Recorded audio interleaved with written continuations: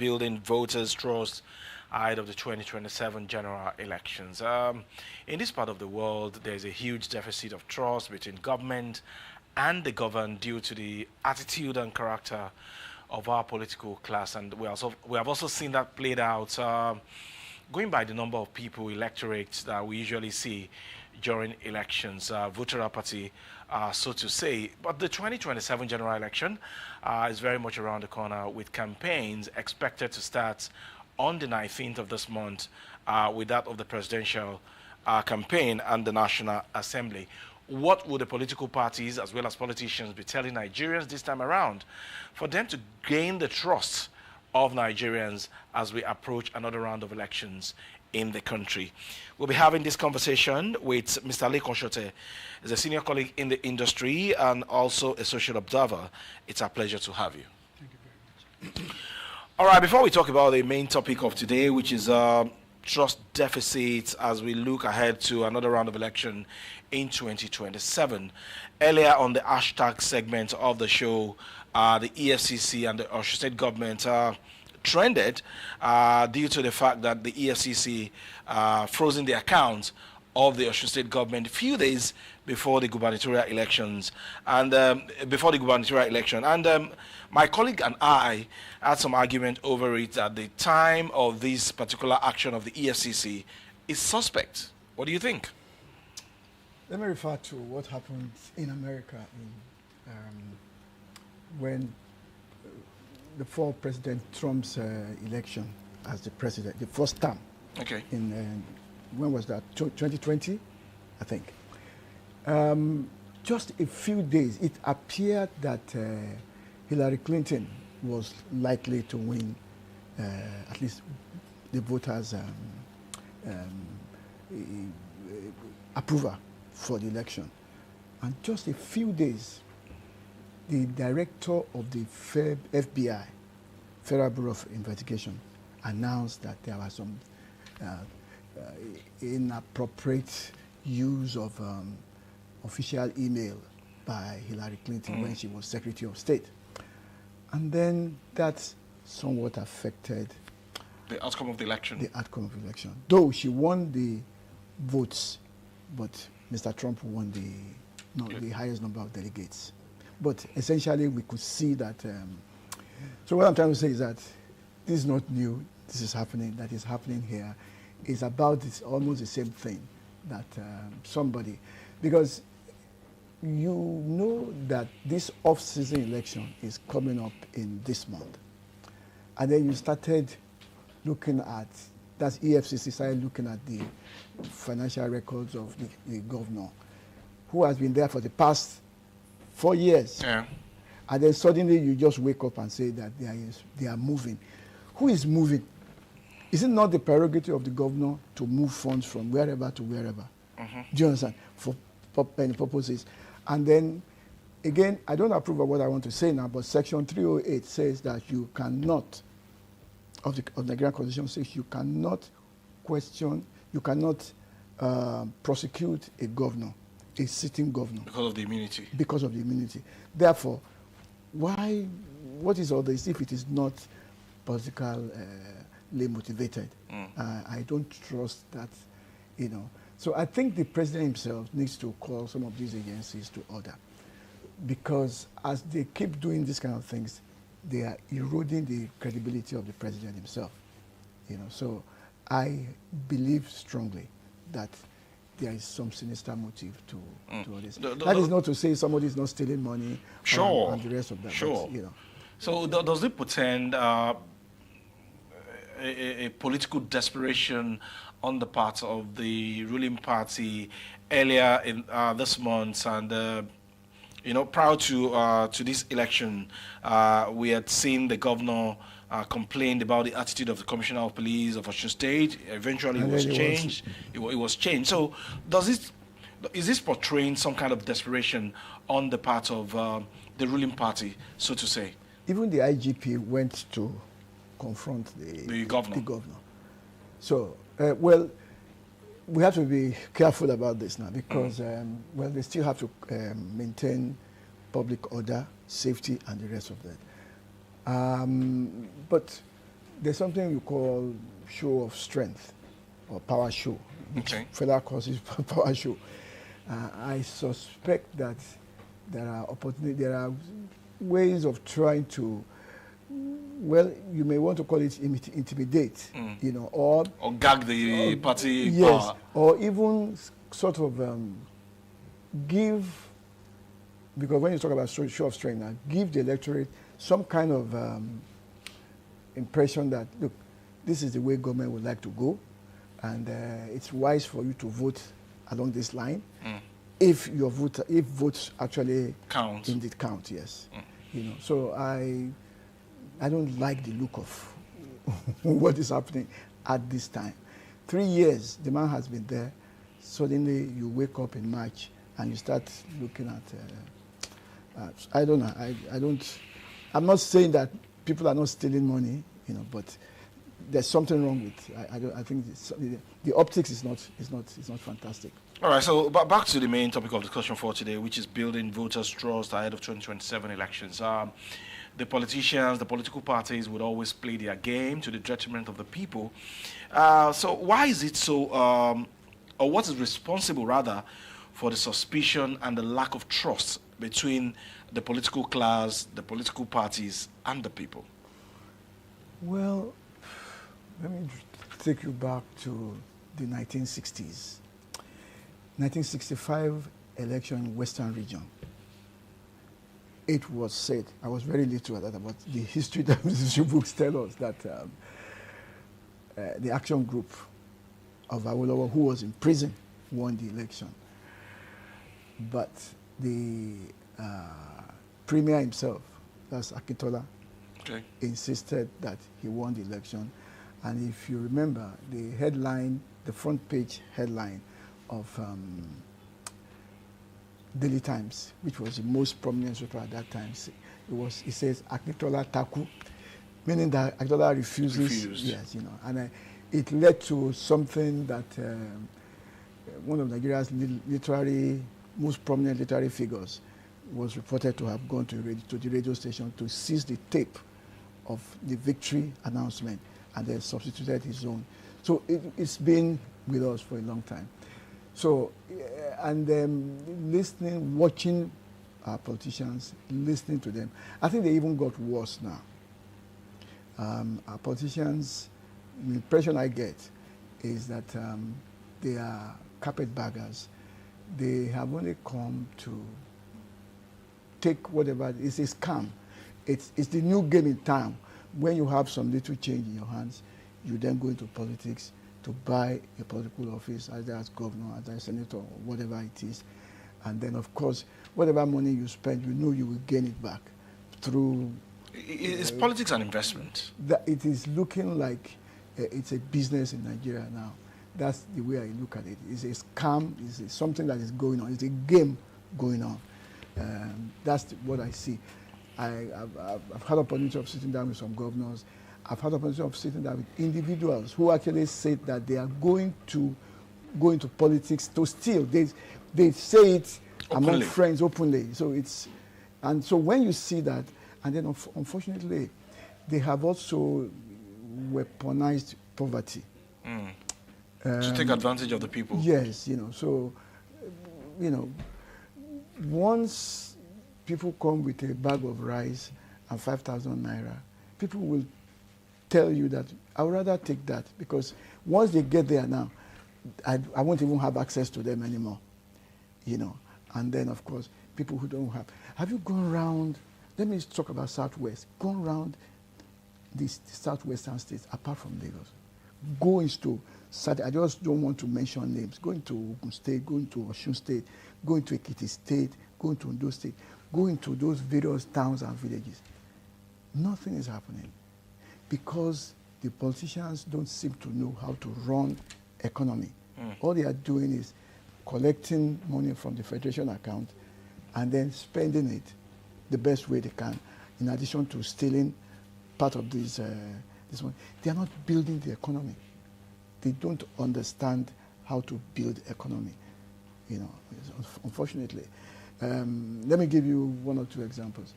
The president picked somebody who is a lawyer to be Minister of Industry. Somebody who has never worked in that industry before. You know, what will she understand about turning the economy around? He picks somebody who is a chartered accountant, who is a banker, makes him Minister of Power. We are in an emergency situation when with regards to power, electricity. And then you put an accountant there. For 4 years, the man wasted everybody's time there. He now wants to be governor of Oyo State. You know, he has put somebody there who is, they say, is a consultant, is an engineer, and then he has done some things around electricity. But I believe that that's not quite. We are not putting the people with the correct skill sets into where they ought to be. We are putting. So appointment is job for the boys. Something like that. Which, if you look there, go and look for Minister of Sports or Minister of something, or Minister of State, you know. But let experts be on the job. Do you understand? Yeah. You know, even though some experts have failed, the former Minister of Foreign Affairs, who is now trying to be governor of one of the northern states, he's been a diplomat all along. He didn't do a good job. He didn't prove himself. Yeah. And the Minister of Foreign Affairs, also under Buhari, who worked with an international organization for most of his working life, whose father was the chief judge of the World Court. They also did not acquit himself. So I don't know. We need to get more people who are people like Batinaji, who was in charge of power. You saw what he did, and then they pushed him out, and then see the wonder that he's doing in Abia State.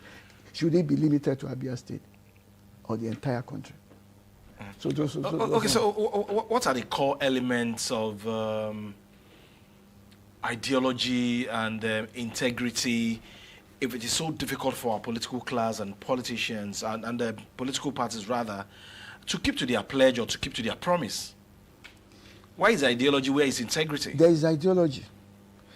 Chapter 2 of Nigeria Constitution is about economic, social, political, international relations, educational objectives of the government. That is the ideology of Nigeria. But you will see when you have interaction with our governors, our ministers, our commissioners, members, the legislators, they don't even read the Constitution. They don't read it. Some of the things they come, okay, look at, let me give you a mundane example. Currently now, they are looking at people who are preaching inside buses. Yeah. Meanwhile, the Constitution says there's freedom of association, expression, and religion, and people can express their religion. You are even allowed, according to the Constitution, to even, shall we say, advertise your faith. It's for the other person to say, I don't want to be part of this. You know, it shows you that these people are not serious. They don't even read the Constitution to even know that some things are off limits for them. So if there's a disconnect between the leaders and the followers, how will the country move forward? How will the people feel the impact of government? There's, you know, people will say, well, God will help us. Because it's looking like the set of leaders that we have now, they are more of oppressors. They feel they are doing the people some kind of good by representing them or being their governor. Meanwhile, they ought to be the servant of the people, because without the vote of the people, they cannot be in that office. Well, is your vote working? Say, I think an American Associate Justice of the Supreme Court says the office of the citizen is the highest office in the land. The office of the citizen is the highest office in the land, higher than the office of the president or anybody else, or the governor or minister or commissioner or whoever. But we see that the people are so impoverished by continuous policy misapplications, wrong policies, and people have become so, I said it earlier on, people have become so poor, so poverty-stricken. They now call it multidimensional poverty. Do you know what it means? No access to education, no access to security, no access to food, no access for health, then even the environment is not even conducive to living. That is the meaning of multidimensional poverty. So somebody who is in that state, who is earning less than $1, in a day, you know how much your lunch is. And then I was telling you the other time, somebody is telling me that people will be earning 70,000 naira a month. What is that going to do? how do they, you know how much is a bag of rice for a family of I don't know how many people? So poverty has been so weaponized against the people that we will have to say it is only God that can save us. However, I like to think that the people must educate, and that's one other thing. See, the education. I think there was a French philosopher, I've forgotten his name now. He says, in a democracy, the biggest good you can do for the electorate is to educate them. What is our educational system saying? Thank God, the last 3 years or so, ASU has not gone on strike. So it appears that there's some activities going on in the universities these days. But we need to ensure that more of our people are educated. And that is the place of parents. I remember in the 50s, 60s, and so on, Yoruba parents would do everything to ensure that they are going parents. These days, the Yoruba parents are the ones telling their children to go and be doing Yahoo Yahoo and the rest of them. The quest for wealth. Yeah, So I recall that when I was in University of Lagos in the 70s, UAC First Bank will come on campus to interview people. If you have been to University of Lagos lately, where you have UBA now, that's where it's an open field where those people will sit down, and people who are going to graduate that year, business administration, whatever, they will call them and they will interview them right there, so that even before you have gone for your NYSC, you already know where you're going to work. Where is that happening these days now? Look at the big commercial. Just go to Broad Street and look at the big commercial houses. I don't want to mention their names. They have all become, empty buildings, empty, and nothing is happening. So it's a big problem, and then it gets compounded, especially when even the current presidential, the current presidency, it was confirmed. It was awarded by Supreme Court. Yeah. So why do we need INEC? If Supreme Court is going to be picking our president, our governors for us, legislators for us, why do we need INEC? Okay, so let me take you back to the conversation between Mr. President and the Catholic bishops. Of course, it generated some kind of negative reactions, and the presidential spokespersons attacking the Bishop Onoyeko, who raised some issues with Mr. President, especially the independence of INEC. What's your own take on this whole issue? Is it a crime for clergy to dabble into politics or speak the truth to power?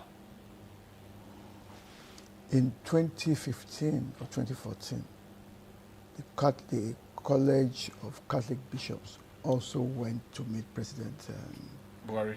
Jonathan. Okay. Meaning that it's not a new thing that they will go. And I recall there was also a time that Bishop Oyedepo went to see President Jonathan. So there's nothing to it.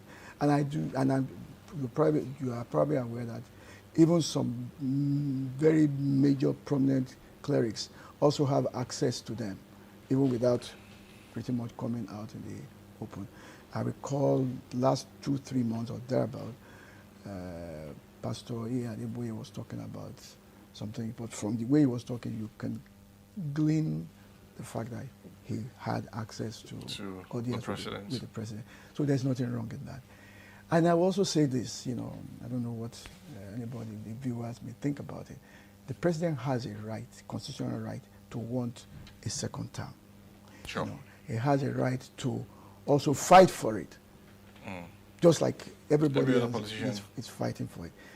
But my observation, I'm not a speech therapist or anything, and I'm not an apologist for the president, But my thinking is that the president has this Freudian slip there are some things he says without, it appears he has not, but that is his first thought, and then he says it without. For example, I was talking to somebody yesterday, and he said, this Tinubu is the one that killed everybody with subsidy. I said, it is Buhari that removed subsidy. Yeah, you're right. And the man was arguing with me. He said, it's Tinubu. I said, well, I understand, because Tinubu needed to have simply said, well, this subsidy will continue because the outgoing government has already. But when he says subsidy is gone, in almost the way he put it, is as if all of you are doomed. Whereas, because subsidy was only provided in the constitution, in the budget, up to the end of June 2023 by the government of President Buhari. And then, you know, you then went into it. So I have a feeling that he probably needs to find a better way of managing his speech, you know, some of the things. And I recall during election, he did say once that, oh, they have told me to stay according to the script, which means maybe his communication handlers have observed this slip. Okay. So maybe, I'm not making excuses for it, but I like to think both ways, you know. The bishops are right. He is also right to want to be. Now, the best he can do is to appoint INEC chairman and the electoral, resident electoral commissioners. I think that is the limit. Like every other thing depends on the management of INEC. And of course, the Senate also is part of the, the game. And I think the National Council of State also ratified the appointment of the INEC chairman. Yeah, so people may be deliberately mischievous and put everything on his head, as if, you know, but we need to be fair to everyone. Okay, so talking about fairness now, the presidential campaign and that of the National Assembly is going to start on the 19th of this month, and you know, the politicians will be at their game again, promising heaven and earth to the electorate. How careful should the electorate be this time around? And how engaging should these campaigns be? Because people just come to rallies, dance, go home without engaging these politicians intellectually as to what they are bringing to the table to better their lot. I was reading the Electoral Act. I was asking myself, does INEC have the power to ask political parties to present their manifestos? INEC will say, APC, I want to see your manifesto. PDP, whoever else, we want to have a copy of your constitution is another thing, but your manifesto. Maybe if INEC is able to insist on some things, okay, I say, before we want to have your manifesto, and then maybe then have a team of intellectuals who are disinterested, who are not biased, who can be monitoring, you know, the campaigns, the campaign promises and so on, especially the things that they are saying at the political rallies. If it is just to bring a musician to come and be singing, do you understand? So we should know it's a jamboree. I remember during the Second Republic, you know, you want to see Awolowo talk. See, this is our Awolowo way. By that market, do you understand? By the Bodo market, I recall seeing the governorship candidate of NPN, whose father was a king of Lagos, Oba of Lagos. You know, talking to people and explaining himself. And I also saw Jakonde, you know, of UPN, standing there telling you the four cardinal programs of the UPN, his plan for Lagos State. That was a contest. It was engaging. Yeah, it was engaging. But what you now see is they will give you 500 naira, they will give you a bag of rice, then they will play music, then politician to come and dance. Do you understand? And then the musician will be abusing the opponents, and that is it. What are the issues? Look at former President Tinubu. What's his name? Obasanjo. Okay, Obasanjo. Himself and Atiku. Instead for Atiku to be telling us what he's going to be doing, he's talking back to President Obasanjo. It's because you are Yoruba and the incumbent president is Yoruba. You want to support. Is that what we should be talking about? Okay, even when some of them are reasonable enough to promise, at the end of the day, we find it hard to see them keeping to that promise. Like the current president now did promise that he was going to give Nigerians power. Yeah. And up until now, we are still below 5,000 megawatts. Nothing has happened, Exactly. In such a situation, what should the electorate do? Very good.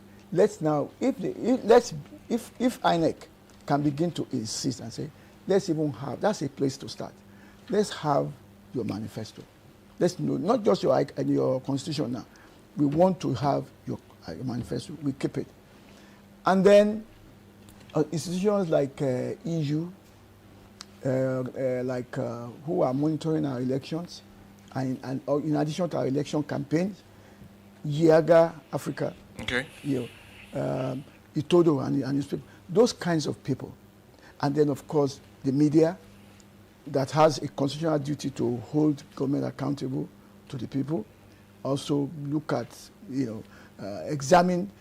There should be political desks looking at constitution and finding out if your election campaign tallies with your manifesto.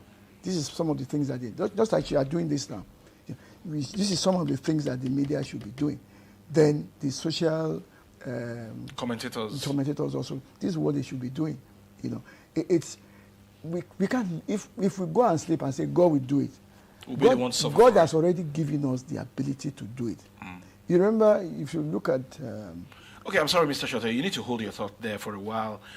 We have to go on a commercial break at this very moment. When we come back, our conversation with Mr. Lekan Sote will continue on building voters' trust ahead of 2027 general elections. Stay with us.